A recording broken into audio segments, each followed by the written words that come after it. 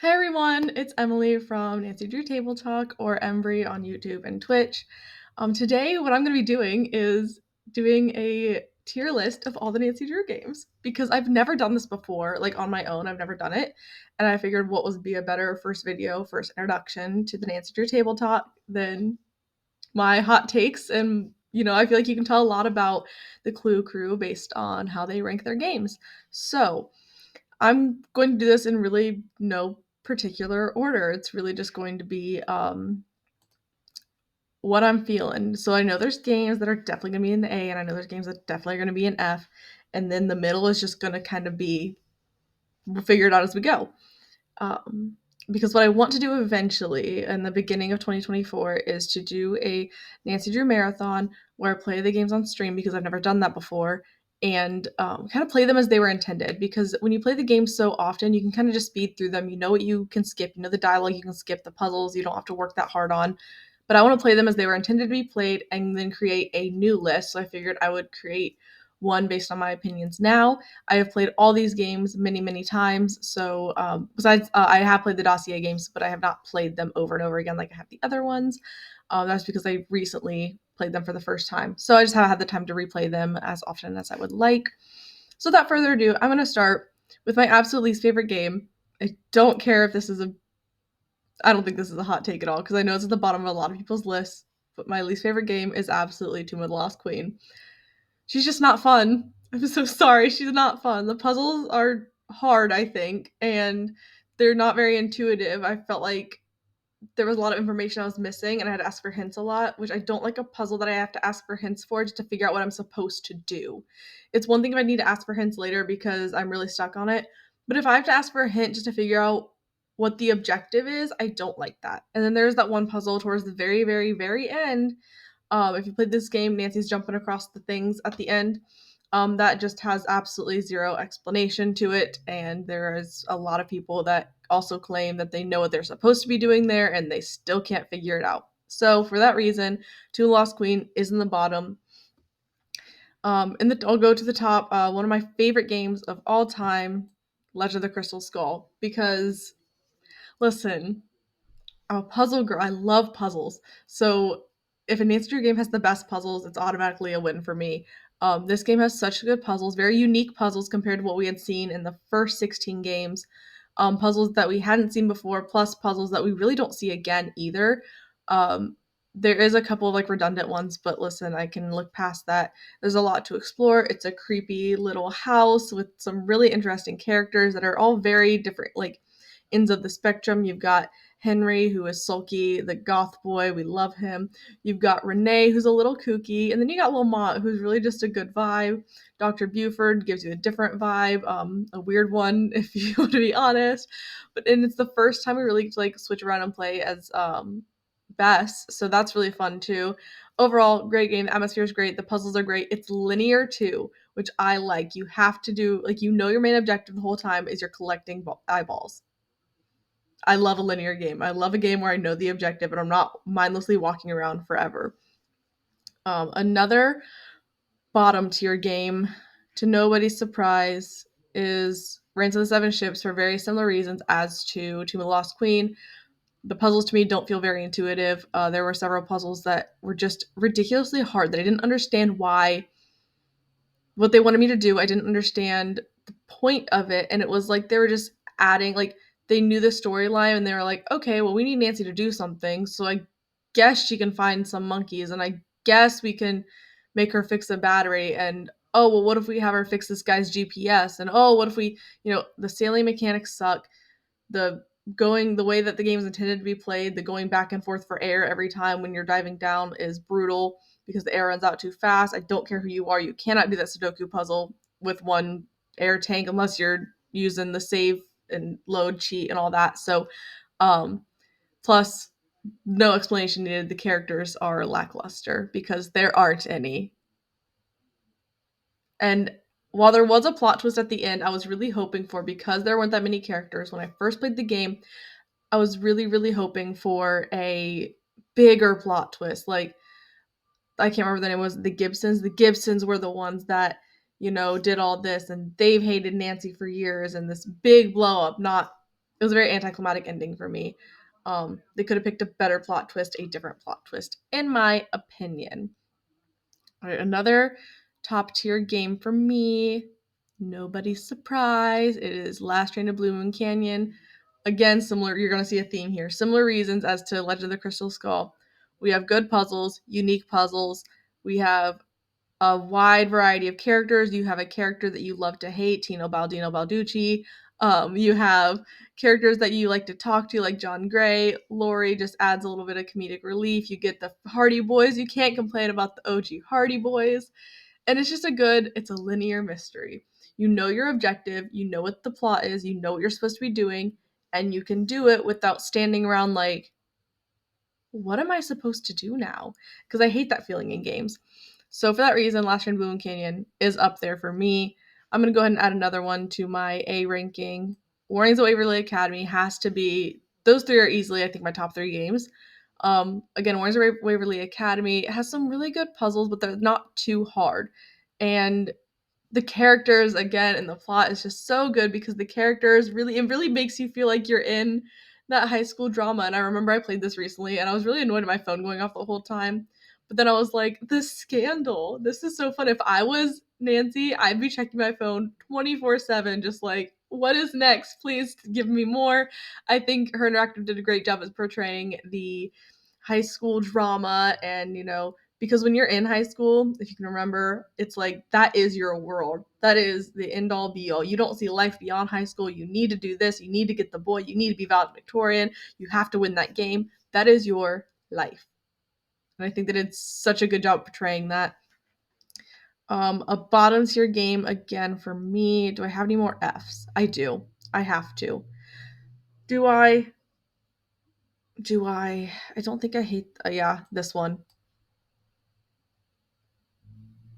I don't need to explain myself, and I will not be explaining myself. Let me think if I do have another A tier game.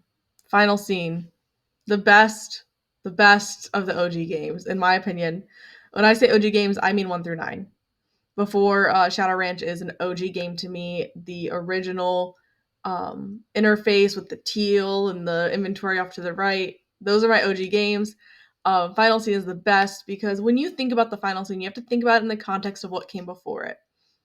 And what came before it was Secrets Can Kill, Stay Tuned for Danger, Message in the Haunted Mansion, and Treasure in the Royal Tower.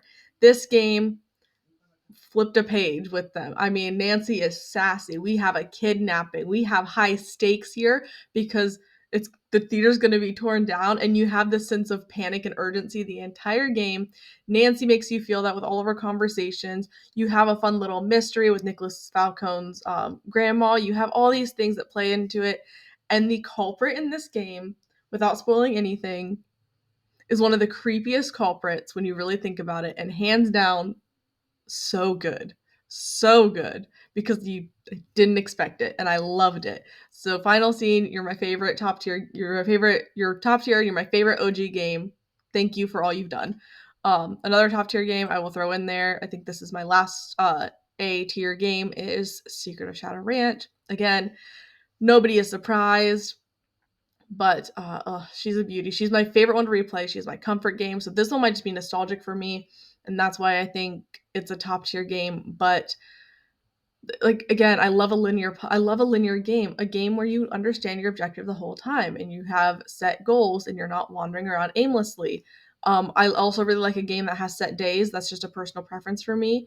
So you can get to the end of day 1, you do so many things to get to the end of day 2, and it's set out like that and not just you choosing when to sleep. I do like that aspect a little bit, so that was really nice for me. It's a good mystery. The characters are good. You get the hot cowboys. You get the drama with Bess and George. It's everything you could want out of a game. And you even get the Hardy Boys in this game, I'm pretty sure. Although we never talk to them because you don't really have to. But yeah, such a good game, such a good mystery. And oh my god, the Dirk Valentine and Francis Humber story in this game would cancel out everything else. I was invested. I'm still invested. If you play that game through and you read every little thing, what the creators did and the writers did with that storyline is incredible. It's magnificent. It's the best treasure hunt of the Nancy Drew games. That can be a hot take if you want it to be. But yeah, so good. So good. I feel like I'm gonna have a lot of B tier games. What is a D game for me? I will start off with some easy ones. OG Secrets Can Kill. It's very nostalgic, but it's no secret that it is just not comparable to the rest of the Nancy Drew games. I feel bad even putting it on the tier list with the other ones. I really maybe should have just kept in the remastered one, which also is a D tier game. I do like what they did with it with the remaster. I think that for its time and for their objective there, it was good. But I was not a fan of the culprit and how they changed the culprit. Without giving too many spoilers, I don't want to say anything, but I don't like a new character they brought in. I wish they would have just remade it for what it was. But I do like the big puzzle they added in there. Although I just wish they could have given us a little bit more because that big puzzle they added in was the whole game. And then that was it. It's a short game. For the nostalgia, it's great. That's why it's not an F tier because I don't hate it. It's just not what the other games are. And then Stay Tuned for Danger is also there for very similar reasons. Just I wish this one could get remastered because I love the plot. I love the fact that we're investigating a TV set. I love the characters, but it's just not it doesn't have the level of depth that the other games have and the story that the others have. We don't really get into it enough. There's not enough for us to investigate. Again, I like puzzles. There's not enough puzzles for me, so that's just a personal preference. This one was more of an intuitive where do I go next kind of game versus a puzzles game. And that's what a lot of the OG games are, though I think at least 1 through 5 are not very puzzle heavy. They are more like using one thing to do the next thing to do the next thing, and you have to figure out the sequence more than one puzzle to open one thing, if that makes any sense. So, yeah, I will move to a B tier game, which I'm going to have several. A B tier game for me, Sea of Darkness. This is so close to being an A tier game for me. Um, Except that, like I said, a lot of the puzzles in the newer Nancy Drew games are not very intuitive to me, and I do not like that. They're a little too difficult the first time you play them through, and I understand that they're meant to challenge you. And I'm not saying I don't like a challenge, but I'm saying that if I don't understand the instructions, that bothers me. If I can't look at the puzzle and be like, okay, I know what I need to do, that really bothers me. If I have to ask, if I have to use my little hint thing too many times, if I have, just to understand the purpose of what I'm doing, that's the only reason that is a B tier game for me because we get some amazing characters. I love Gunner. I love Elizabeth. The soundtrack to this game can almost bring it to an A for me. My favorite soundtrack on the whole series. Yeah, she's great. And then up there is Shadow of the Water's Edge. This game I love. I love. It gets a B tier from me for some of the dialogue. It's a long game. It is a long game, and a lot of the dialogue I feel is repetitive and redundant. You hear the same story 4 times from every character, and I understand they want to give you different perspectives on the situation, but I just feel like we could get that from 2, maybe not all 4 of the characters, and then you introduce the phone character that you get, and then you have Bess and George, and it's just such a long game. They packed so much into one game, and it's such a good game, but it gets a B tier for me for being so long that by the end of it, when you get to that brutal end puzzle, you want to just rip your hair out because you're like, I have to do this too. I've already done a Master Sudoku. I've already done all these things, and now I have to do this too. Like, it's very hard. And I feel like the first time you play that game through is brutal, and it almost can turn you off to Nancy Drew a little bit because you're like, this is what I'm getting into for every game, even though we all know it's not like that. A B tier for me is Allied Ashes. I love this game. I know that might be a hot take for some of you, that game is high up for me, but 1, she's nostalgic. 2, you get River Heights, you get Bess and George and Ned, even though you don't get to play as Ned. We're introduced to Deirdre. You have a love to hate her character in Tony Scolari, and then you have the jewel that is Alexi, and there's so many good, all the characters are so good because they're so polarizing. You have a strong opinion on all of them, and they really get you invested in the whole story. Nancy's in jail. There is arson. What more could you ask for? These are high stakes, high reward, And the only complaint I have about this game is, like I said, not enough puzzles. There's sometimes a lot of wandering around you have to do, figuring out what's next and who you need to play as, and just unclear instructions sometimes as to what the next move is. And don't get me wrong, I don't mind having to figure out what to do next. I don't need like laid out instructions. I need something intuitive where I can sit there and be like, okay, what was I doing next? Even on senior when you don't have a task list, I need something that's like, okay, I've done this and I've done that and I've done that. Now what's next? And I can figure it out in my own head instead of just like aimlessly clicking around until I click the right thing and I'm like, oh, I can access that now. Cool. Um, and yeah, so for similar reasons, I was gonna do no, this might be a hot take because I know it's a favorite, but Crystal Blackmore Manor gets a C from me. Um, I like this game a lot because of the nostalgia I have with it. It is one of the biggest memories I have of playing all of these games with my sisters when we were younger and my mom. I have vivid memories of us crowding around our family laptop and playing this game. So it's very nostalgic for me and it's a fan favorite. And it's one of those that now I've played it so many times I can zoom through. But if you're playing that game for the first time, those puzzles are ridiculous. There's so much running around, and it is not linear by any means because by the time you get into um, the forge area, you literally don't. You find the instructions of what you're supposed to do, and I found that, and I was like, I've already been doing this. Why couldn't I find this at the beginning of the game? Because you find his journal of all the puzzles that every single person made, and you're like, I've already been doing half of these. Why couldn't I find this at the beginning to let me know what to do the rest of the time? That would have been really, really nice, but that's not what we got. The moving rooms, brutal puzzle. The running back and forth to Lulu, not great. Just the constant running around and trying to figure out what matches what.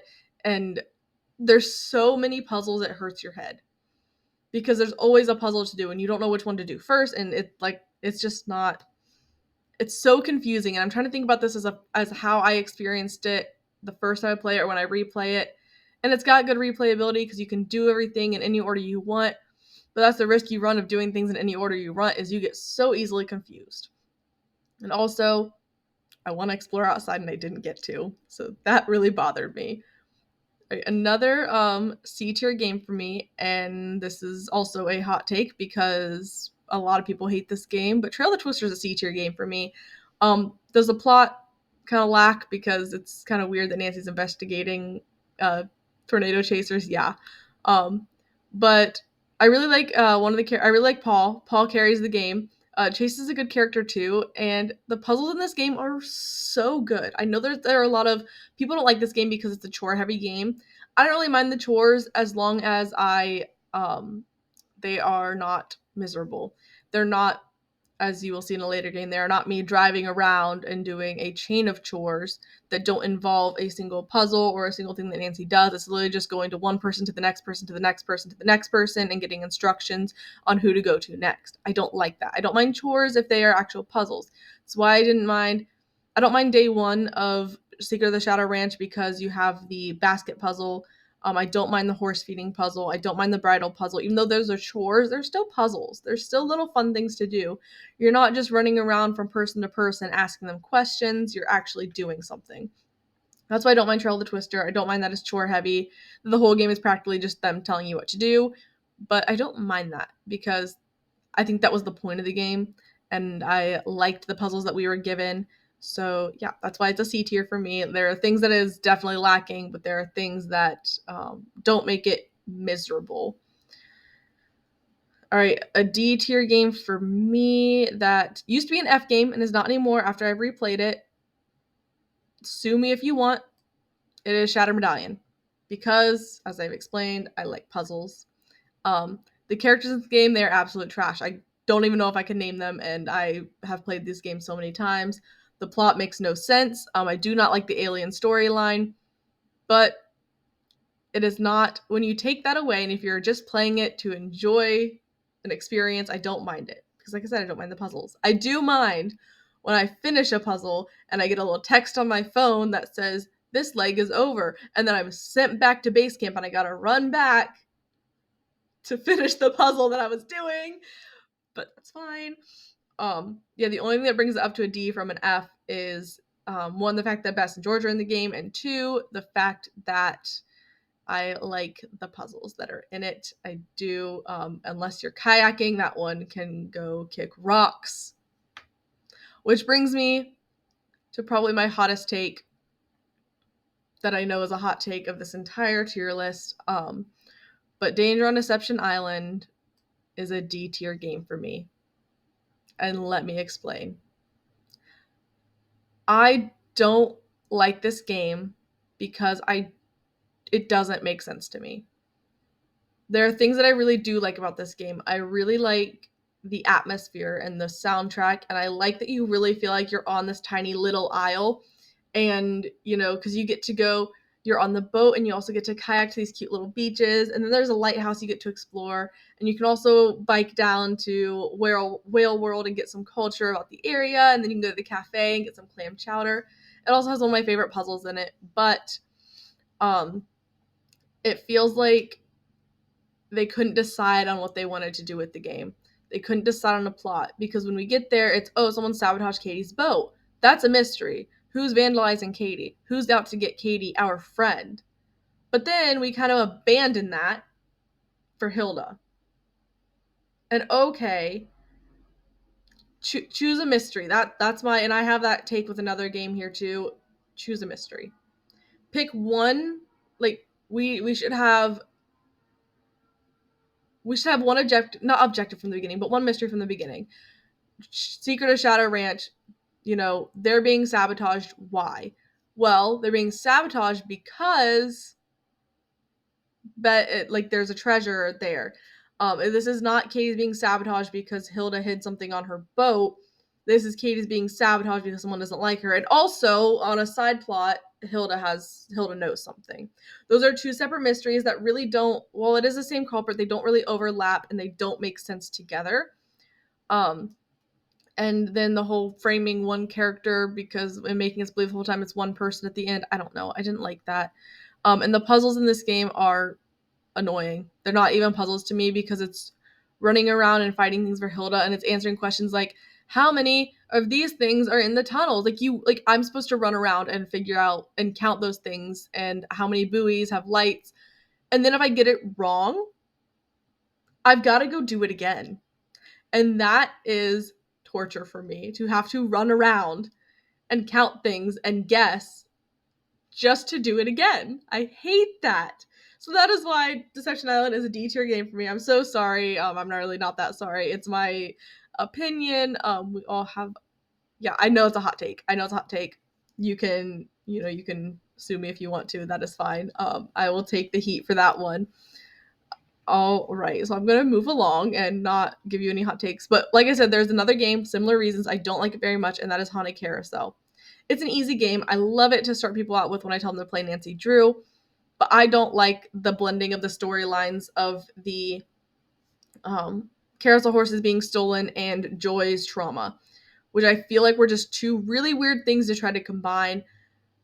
And I understand that we had to get to the horse somehow, but Joy really annoys me. She's whiny and she can't do anything for herself. And Miles is giving her clues. She's like, well, got nothing. And I'm just sitting like, can you try? So the whole time we're spent healing Joy's childhood trauma instead of investigating horses that eventually just magically lead us to the horses and the real culprit. But those two things were not connected in any way, and that's what bothered me. I felt like we were trying to solve two mysteries at one time, and the original mystery got lost in that. And it also made me mad that there's a whole amusement park and so many things on that map that we were not allowed to look at.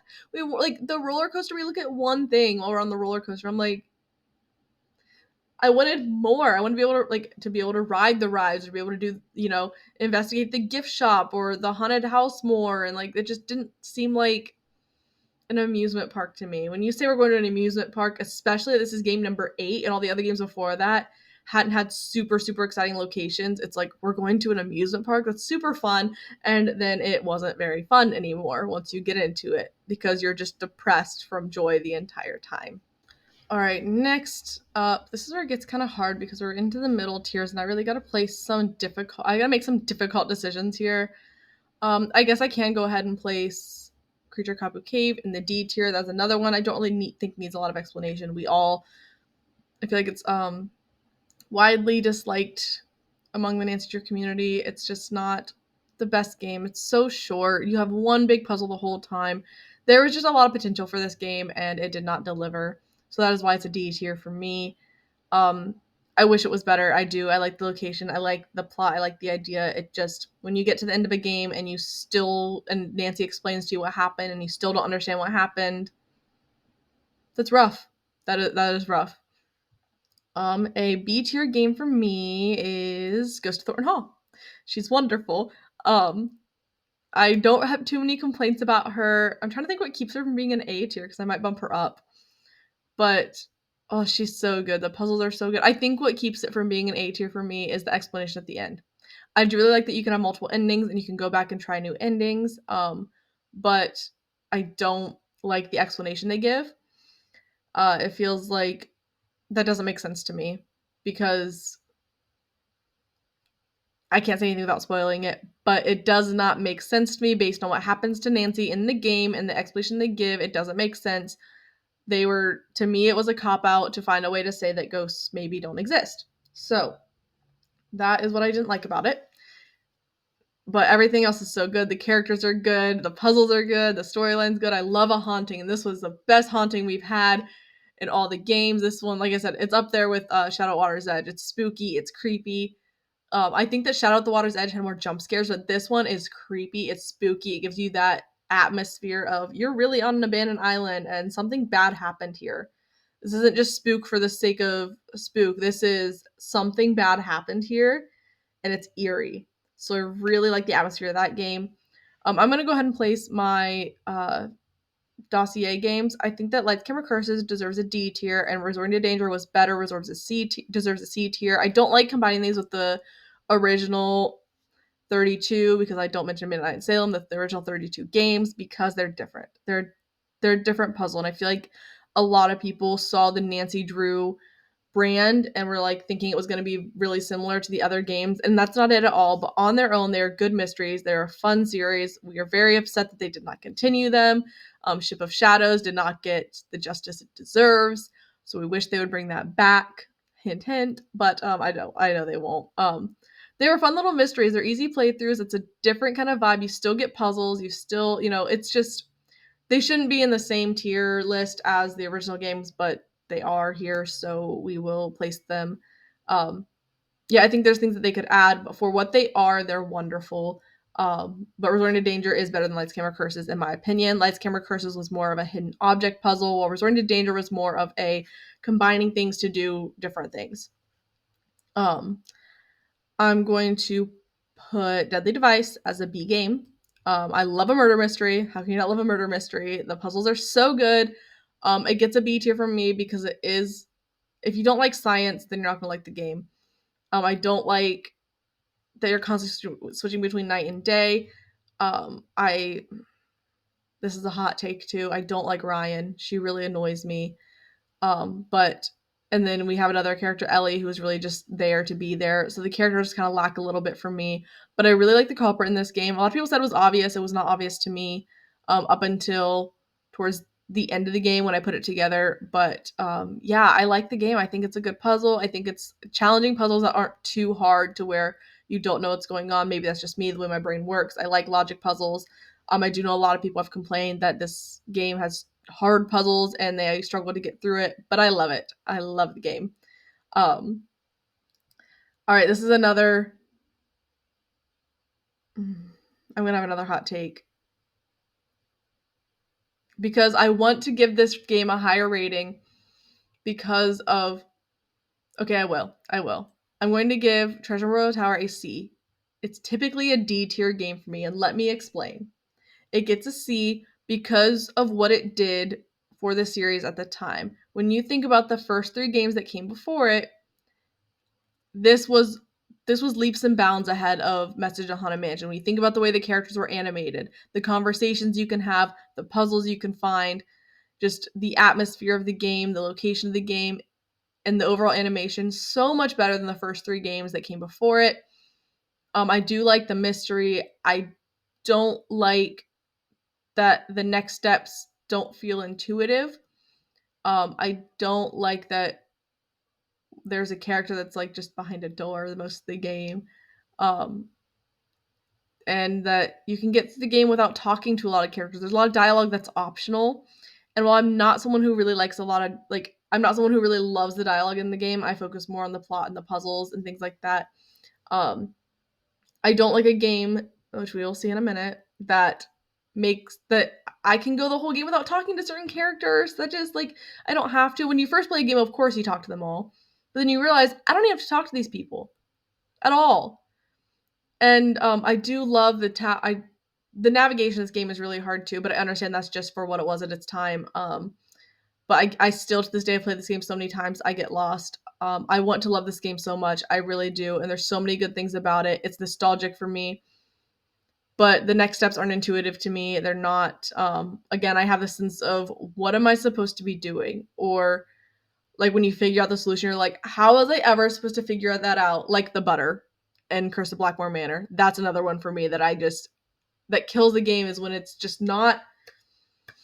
There's no way I would have figured that out. And I have a couple of those moments in Treasure in the Royal Tower. So for that reason, it's a C tier game for me. I'm so sorry. I know it's a people's favorites, but it's not for me. And along those same lines, we are going to put White Wolf High School Creek as a D tier game. I love the atmosphere and the vibes of this game, but like I said in Treasure of the Royal Tower, there are characters you can get through the entire game without talking to. There are people who played this game for the first time and did not know that Guadalupe was even a character. You can almost get through the whole game without talking to Yanni. You can almost get through the whole game without talking to Ollie. You have to talk to him, I think, once or twice. You're constantly cooking and cleaning because you have to every 5 seconds, and it takes so long to get to all these places outside that by the time you get there, you look at the clock and you're like, oh, I have to go cook. So then you go back. That's really, really annoying to me. I don't like that. Um, the puzzles are fairly difficult, but I don't mind that. I don't think they're that terrible. Fox and Geese deserves its own personal layer in hell. But that is my opinion. I don't like that game. I don't like Fox and Geese very much. I don't like the way to play it 4 times. Let me play it once, let me beat them once, and then we're good to go. But I don't like I had to play it 4 times. Yeah, it's just not. It's not my favorite. I really wish there was more there. And also the fact that they want us to believe that a wolf is doing these things is just beyond me. But I'll save that rant for another day, maybe, if I ever do an in-depth review of each game. Probably not, but that seems like a lot of work. All right, we are to a lot of mid-tier games. I know a lot of people dislike this game, but I'm gonna give Danger by Design a C. I know it's a lot of D and F tiers for people, but I like this game because of one, the atmosphere. The like I said, I like linear games. I like games where I have set objectives. But it could have been so much better. It really could have. It was just meh for me. I really don't have much more to say about it than it's just eh. The characters are all eh. The culprit was weird. The end game was weird. There's a lot of weird in this game, and so for that reason, it's middle of the road, right in the middle. It's weird. But I don't mind playing it. I don't mind replaying it. But there's things when I replay it, I'm like, what happened here? Why was this the decision? Let's see. I'm gonna give Secret of the Old Clock a C tier because I do like the puzzles. I do love the 1920s vibe of it. I mean, not the vibe, it is 1920s, but I love that they did that. I love that they made the first Nancy Drew book into a game. The chore run in the middle of the game is what kills it for me. It really is. The chore run is ridiculous because it's not even chores. You are just driving around, going from one place to the next and talking to people, and they say, oh, you need to go talk to this person. No, you need to talk to this person and then this person. And then you got to go in reverse order and do it all backwards. So I do actually really like the culprit of this game too because the gaslighting was ridiculous. That's a really interesting point to add in there. And then the Josiah Crowley thing was odd how that ended, but yeah, aside from that, I like the characters. Topham is creepy, but you get that creepy old man vibe from him. Emily is a little whiny, but that's just what she was supposed to be. And yeah, like I said, very similar to Danger by Design, middle of the road game. It's not horrible. I don't love it, but I don't mind replaying it. I'm going to give Haunting at Castle Malloy is a hard one for me because I love the first half of this game. I remember playing this for the first time, and the first half of this game was incredible. And I was like, this is going to be the best Nancy Drew game. It was so good. It was spooky. And then things start to get a little unrealistic. And then they start to get very unrealistic. And then it was like Her Interactive said, how can we take a very spooky mystery and not make it so spooky anymore? How can we backtrack and make this to where it's not actually a ghost? It's like we can't give the kids nightmares, right? It's not really a ghost. We can't have them believing that there's going to be a banshee flying into their house. So they just made it silly. And that's what this game is. This game is silly. The puzzles are good. I but the culprit, if you can call it that, the end game, the unrealistic inventions that are made and used, it gets a C from me because there are lots of really good things about it, but there are a lot of really, really not so good things about it as well. I feel like I'm gonna have a lot of C tiers. I thought I'd have a lot of B tiers. A B tier for me would be Captive Curse. Really great game, really solid game. I just it's not an A for me because I hate Raid. I do. I just there's something about it that is just so it could have been better. It could have been a little bit deeper. It could have been I don't like the culprit's motive. That kind of killed it for me too. Just like the scorned lover thing was just like you're gonna go through all this and then yeah, I can't. I don't want to say any spoilers in this video, so people can just take this for what it is. But the there's I can't say something because it's a spoiler. But I this game is just missing something for me, and I wish I could put my finger on it, but it's missing something for me, which takes it from an A game to a B game because I like the puzzles, I like the characters, but there is something about it that is it's missing for me, and I cannot explain it. I wish I could, but it's just not. I guess I don't find it as fun as the other games. I guess that's what it is. When I'm replaying it, that's not. I don't find it super fun. So there's that. I'm gonna put Silent Spy to C. This used to be like a B tier game for me, but the more I replay it, the more it doesn't make sense to me. Um, and I listened to the It's Locked podcast. If you've never listened to it, please go listen to the whole thing in its entirety. Wonderful. They do a deep dive into every game. But they said something, and I can't see the game differently now. And they said it's like they took a normal mystery and just added spy to it. And they also took so many things from Spy Kids that it's like it doesn't make it feel real to me anymore. And I love the idea of Nancy's mom being the plot point of a mystery. I love that. I will never forget the absolute like the noise I let out at the end of Ghost of Thornton Hall when we got the trailer for this game, and I was like, oh my god, we're investigating her mom's death. I would have loved it more if we were investigating her mom's death and it was just like a mystery. Like we don't know what happened. It was a crazy accident, a freak accident, but we thought there was foul play. I would have loved that. Or even if it was just a mystery that wasn't even that much of a mystery, there wasn't a culprit. It was just us trying to put the pieces together to figure out what happened to Nancy's mom. I would have loved that without the whole Revenant thing that just like the phone calls you get from Revenant are just odd because they don't actually do anything. There's no point to having them. They don't really change any part of the game, whether you do them or not. It's just they just wanted to add as many spy things as possible into that game, and so they did. And for that reason, it got messy, it got weird. There are some really, really good puzzles in this game. I love the Nancy Ned Carson dialogue. I really love Zoe as a character and Alec, but the other two characters are lacking for me. The culprit is lacking for me.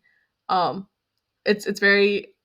I know it's not meant to be realistic, but it's so unrealistic and so messy and chaotic that it hurts me.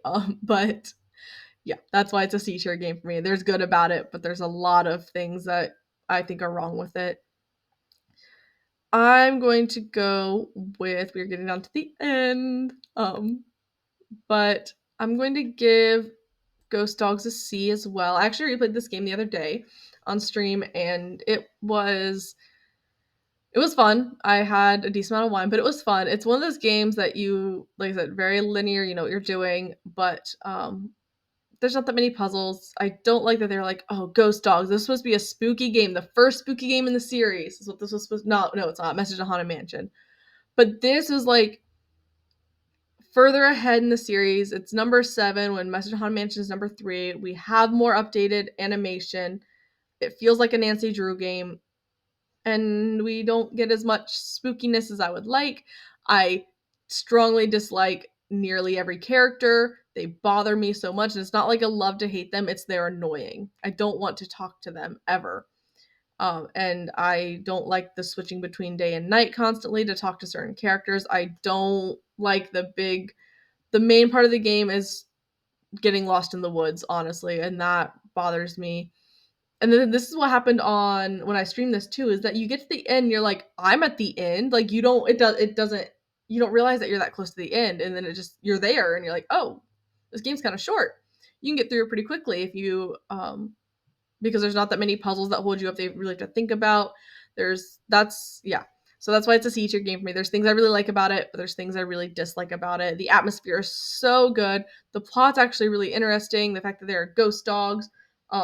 If we could see the ghost dogs a few more times, that'd be really cool, but we don't. And that really makes me sad. But yeah, it's a C tier game for me. D tier game for me is Secret of the Scarlet Hand. I find it boring. It's boring. I don't ever have a desire to replay it. Because when you play it the way it's intended and not cheating, you are just running through the museum trying to find answers to questions, and you're running back and forth up the stairs, down the stairs, looking at everything, trying to find the answer. That's really annoying. It feels like a purposeless chore heavy game. Like the chores don't serve a purpose to the game. They're just there to give you something to do, and that bothers me. And very similar to Danger by Design, you have chores for the sake of having chores because Nancy's supposed to have chores because she's an intern. But there's no like snooping that's involved with the chores. There's no Secret Shadow Ranch. I forgive those chores because it's like you do them to get something. They're not very long chores, but you do them to get something. And then every day the chores change. So that's nice because you bake a cake one day, you do the bridal one day, you feed the horses another day. It's not bad. Secret of the Scarlet Hand, however, you're doing very, very tedious chores like the changing of the sound, the audio recordings. That's tedious. And then you get little Sunny June's Drive and you realize, oh, he had all the answers on here the entire time. And that was not provided to me. There was no inkling that I should do this. So it's another one, you get the answers after you've already solved the puzzle the hard way when it was supposed to probably be the other way around. Yeah, don't like that. We're down to our last 3 games. I'm going to give Message in a Haunted Mansion a C ranking because I really like what this was for its time because it was right after Stage for Danger. It really changed things. The hauntings are so good. So good. Because if you've replayed this game, you always find something new. There's always a new little spook that you can see, and there's always something you miss no matter how many times you play it. You get a creepy seance. Abby's whole room is kind of creepy. You get some really interesting characters, but what lacks for me is one, the culprit lacks. There's just not a lot of depth to the characters at this point because it's only the 3rd game. You can talk to them, but you don't really need to. I'm pretty sure you can get through almost the entire game without talking to Abby once, but that's fine. I think you have to in the beginning, but other than that, you don't have to. There are skippable scenes. You can skip the seance, you can skip the fire, and I don't like that. I would love if it's like, oh, these things have to happen, because then you get the full game experience. But I understand that it might just have been for what the game was, the time. I think this game came out in 2000? I think earlier than that, probably like 99, because the first game came out in 98. So yeah, for what it was of its time, it's great. It's wonderful. I love the spooks. I like replaying it, but it is lacking because it is game number 3, and they have come so far since then. Down to our last 2 games, and these are. I used to hate Labyrinth of Lies. I used to actually detest this game, But the more we play it, I had someone challenge me to play it from beginning to end, read everything, investigate everything, do a deep playthrough, and I will give it a C because I lied to you. It's a D as I'm thinking about it, because you get this after you play it the first time, you realize the ending is just stupid, in my opinion. It makes sense. I understand it, but it feels like Her Interactive just wanted that scenario to be a scenario, if that makes sense. The puzzles are ridiculously hard. There are so many puzzles, and I love puzzles, but this game has so many puzzles that just are over and over again thinking too much. I have thought too much. I don't have the brain capacity for the plot anymore, to talk to people anymore. It's just constant, and then you have just everyone is so the first time you play, everyone's so cryptic, and everyone's just has all these secrets, and you're like, can somebody give me a straight answer? Can I just talk to someone without getting a riddle to solve when they talk to me? And when after you beat the game, you're like, okay, I see what the point was here, but I don't like it. It does get an honorable mention for the in-game seed Persephone Seeds puzzle at the end. I love that game. I wish I could just play that over and over and over again. I want a whole app with just that game. But yeah, I don't like it. I don't. I'm sorry, I don't like it. The potential, there was so much potential, but there's just so much about this game that doesn't make sense, and it's not my favorite to replay. I never really choose to replay it, so that's why it's a D for me. It does get an honorable mention because everyone's really hot. That's what it is. Then Phantom of Venice, I will give a C because I do like the game. I do like the idea that we are undercover with the Italian police. However, they are not very helpful the entire time. They're like, "Oh, you're working with the Italian police? Well, you're going to single-handedly take down a criminal ring." Okay. They're not very helpful. But this game's not bad. It's not great. I think it gets a C just because there's so many games that are better than it. But on its own, it's not terrible. It's a fun little vibe. You get to dance in a cat suit for money.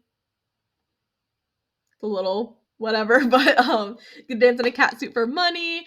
You get to there's some fun little bits and pieces. Scopa's so fun, but a lot of people complain about the running around and the not knowing what to do next. I can agree with that.